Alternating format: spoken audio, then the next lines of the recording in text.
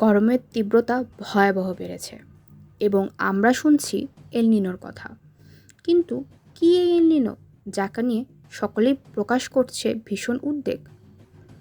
এল নিনো মূলত একটি স্প্যানিশ শব্দ, যার অর্থ ছোট্ট শিশু বা যিশুর শিশু। এটি মূলত একটি প্রাকৃতিক ও পর্যায়বৃত্ত সামুদ্রিক আবহাওয়া প্রক্রিয়া।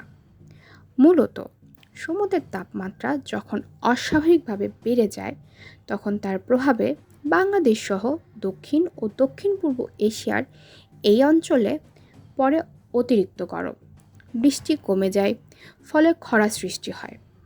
আবহাওয়ার এই অস্বাভাবিক পরিবর্তনকেই এল নিনো বলে। এই অস্বাভাবিক পরিস্থিতিটি সাধারণত 2 থেকে 7 বছর পরপরই হয়, যা 6 মাস থেকে 1 বছর পর্যন্ত স্থায়ী হতে পারে। কিন্তু সাম্প্রতিক সময়ে এল নিনোর তীব্রতা অনেক বেড়ে গিয়েছে, যাকে বিজ্ঞানীরা বলছে সুপার এল নিনো, যা প্রায় 140 বছর পর হচ্ছে বলে জানা গিয়েছে। এর প্রভাবে আমাদের দেশে যে সময় বৃষ্টি হওয়ার কথা, সেই মৌসুমে হবে অনাবৃষ্টি, পড়বে অতিরিক্ত গরম, বৃষ্টিপাতের কমের কারণে খরা সৃষ্টি হবে এবং ফসল উৎপাদনে ক্ষতি হবে। বিজ্ঞানীদের মতে এল নিনোর প্রভাবে সামনের বছরগুলো ইতিহাসের সবচেয়ে উষ্ণতম বছর হতে পারে।